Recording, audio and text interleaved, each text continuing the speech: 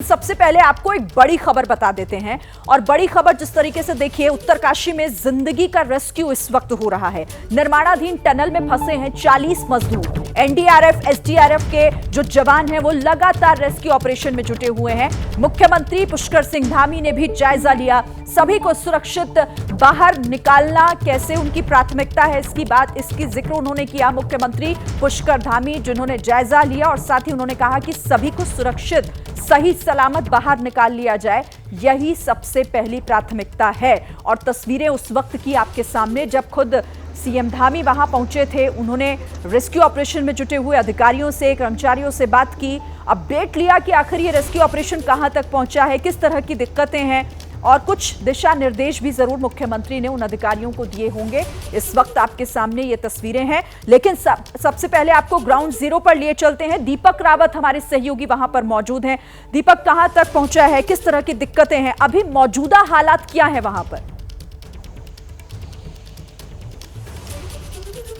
देखिए शिरीन, लगातार rescue operation चल रहा है। करीबन 36 घंटे से ज़्यादा का वक्त हो चला है, लेकिन अभी तक उन मज़दूरों तक जो तमाम रेस्क्यू टीम है वो नहीं पहुंच पाई है। लेकिन गनीमत की बात यह है कि उनसे लगातार बात हो रही है। पहले वॉकी टॉकी के ज़रिए बात हो रही थी, लेकिन अभी की जो स्थिति है वो ये बताया गया कि जो वॉकी टॉकी की बैटरी है जो उनके पास मौजूद थी वो ख़त्म हो चुकी है। ऐसे में एक जो पाइप है, जिस पाइप के सहारे इस पूरी टनल में पानी की सप्लाई की जाती थी, उसी पाइप की मदद से अब उन तक ऑक्सीजन भी पहुंचाया जा रहा है। उसी पाइप की मदद से उन तक सूखा राशन, जिसमें ड्राई फ्रूट्स की बात करें, चने करें, इस तरीके का सूखा राशन भी उन तक पहुंचाया जा रहा है एक्यूप्रेशर के जरिए। और तीसरी जो सबसे इंपॉर्टेंट बात यह है कि अगर उनसे किसी को बातचीत करनी है तो उसी पाइप के जरिए उन तक बात भी पहुंचाई जा रही है। और ऐसे में एक इंपॉर्टेंट चीज़ मैं आपको और बता दूं शिरीन, कि जो उन लोगों के घर वाले हैं, जो मजदूर वहां पर फंसे हुए हैं, वो अगर अपने घर वालों से बात करना चाह रहे हैं तो प्रशासन ने इसका भी एक इंतजाम किया हुआ है। उसी पाइप के जरिए उन तमाम लोगों को, उन घर वालों को, उनके मजदूरों से बात करवाई जा रही है, उनका नाम पुकारा जा रहा है, फिर वो सामने आ रहे हैं और उसी पाइप के जरिए। तो एक पाइप के सहारे इस टनल में जिंदगियों के बीच तमाम चीजें हो रही हैं। इन तक सांसें, ऑक्सीजन पहुंचाई जा रही है, इन तक खाना पहुंचाया जा रहा है, इन तक बात हो पा रही है, लेकिन अभी तक टनल को खोलने का काम नहीं हो पाया है। इसमें अभी काफी लंबा वक्त लग सकता है श्री। बिल्कुल लंबा समय लग सकता है, लेकिन इसी बात की उम्मीद की जा रही है कि सभी को सही सलामत बचा लिया जाए, बाहर निकल जाए। आप रहिएगा हमारे साथ, आगे भी आपसे दीपक बात होगी। लेकिन ये ऑपरेशन जिंदगी किस तरीके से, कहां धसी सुरंग, क्या इस वक्त हो रहा है वहां पर, पूरी एबीसीडी आपको इस ऑपरेशन जिंदगी से जुड़ी हुई यहां पर बताते हैं। देखिए, कहां धसी सुरंग, उत्तरकाशी, उत्तराखंड के उत्तरकाशी में ये निर्माणाधीन सुरंग कहां पर, यमुनोत्री नेशनल हाईवे पर है। कब हादसा हुआ? 12 नवंबर सुबह 8:45 पर यह सुरंग धसी। कितने मजदूर हैं? 8 राज्यों के लगभग 40 मजदूर हैं जो इस वक्त फंसे हुए हैं। उन्हीं को बचाने की जद्दोजहद है। रेस्क्यू में कौन कौन शामिल है? स्थानीय पुलिस है, अधिकारी एनडीआरएफ के, एसडीआरएफ के और आईटीबीपी, ये पूरी टीमें जो है सभी लगी हुई हैं। ऑक्सीजन का जरिया क्या है? जैसा आपको दीपक ने भी बताया कि पाइपलाइन के जरिए ऑक्सीजन उन तक पहुंचाई जा रही है। स्वास्थ्य विभाग से कौन है? 4 डॉक्टर, 11 एम्बुलेंस और 2 स्वास्थ्य की टीमें जो है वो मौके पर तैनात की गई हैं। रेस्क्यू में दिक्कत किस तरीके से आ रही है? देखिए, बार बार मलबा गिर रहा है और यही दिक्कत खड़ा कर रहा है वहां पर। बार बार जो मलबा वहां पर गिर रहा है उसकी वजह से रेस्क्यू ऑपरेशन में दिक्कतें आ रही हैं। दीपक, आप तो लगातार अधिकारियों से भी बात कर रहे होंगे, कितना समय, कोई एक टाइम वो बता पा रहे हो कि अभी इतना समय हमें लग जाएगा उन तमाम मजदूरों को बाहर निकालने में, इस रेस्क्यू को पूरा कंप्लीट करने में? देखिए शिरीन, लगातार जिस तरीके से मैंने बताया सप्लाई तो हो रही है ऑक्सीजन की भी, और इस तरीके से राशन भी पहुंचाने की कोशिश की जा रही है, लेकिन ये बहुत ज़्यादा लंबे समय तक नहीं चल पाएगा। ये रेस्क्यू टीम भी जानती है, प्रशासन भी जानता है, और ये अंदर जो फंसे हुए मजदूर हैं वो भी समझते हैं। लेकिन यही वजह है कि कोशिश ये की जा रही है कि उस मलबे को जल्द से जल्द हटाया जाए। लेकिन इस वक्त परेशानी की बात यह है शिरीन कि जैसे ही आप उस मलबे को हटाने की कोशिश करते हैं ना, तो ऊपर से मलबा और नीचे आना शुरू हो जाता है, क्योंकि जो वो स्ट्रेच है जहाँ पर से मलबा गिरा है वो काफ़ी कच्चा हो चुका है। और ऐसे में जो प्रशासन है उसकी मुसीबतें बढ़ गई हैं, जो रेस्क्यू टीम है उनकी मुसीबतें बढ़ गई हैं कि जितना मलबा हटाते हैं उससे दुगना मलबा तुरंत सुरंग में नीचे आ जाता है। तो वो परेशानी की वजह बनी हुई है। इसी वजह से एक दूसरा विकल्प भी तलाशा जा रहा है कि किसी और आसपास के एरिया से वहां तक पहुंचने की कोशिश की जाए, वहां पर ड्रिल किया जाए, वहां पर मशीनों की जगह खुदाई की जाए, तो वहां से उनको निकाला जा सके। तो तमाम विकल्प तलाशे जा रहे हैं।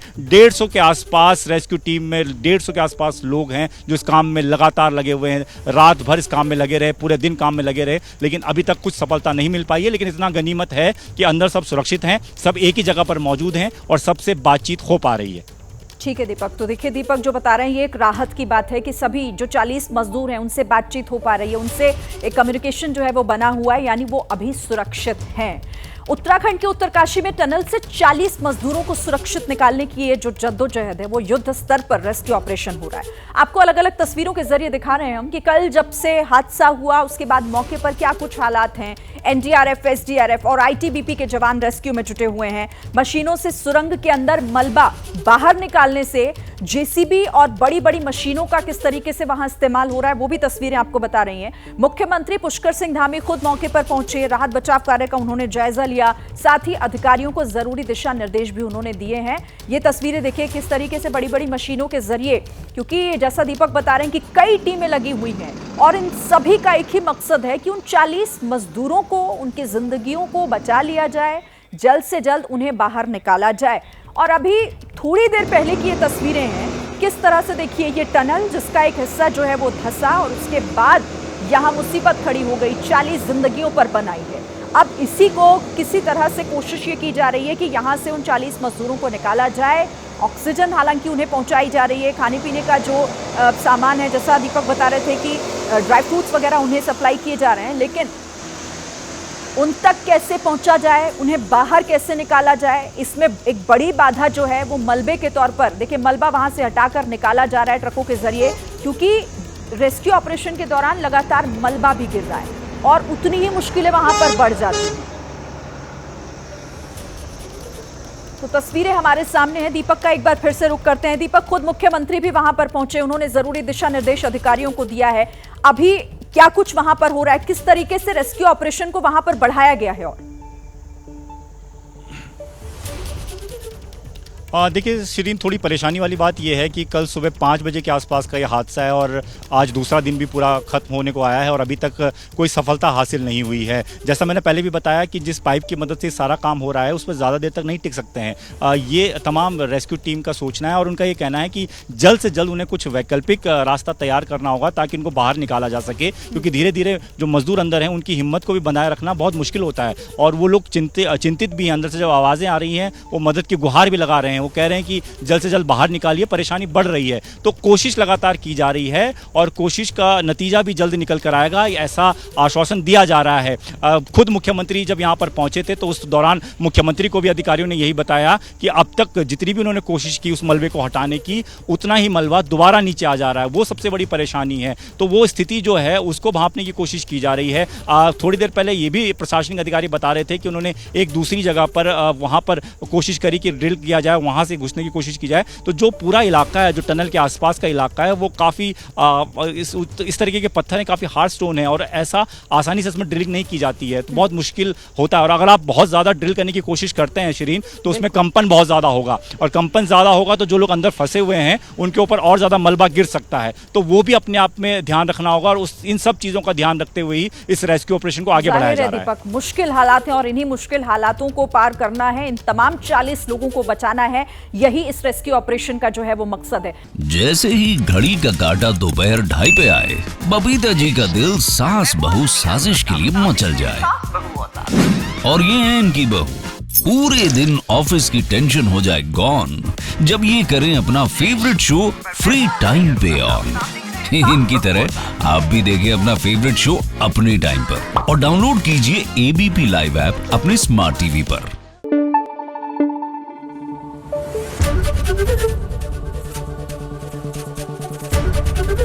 एबीपी न्यूज आपको रखे आगे।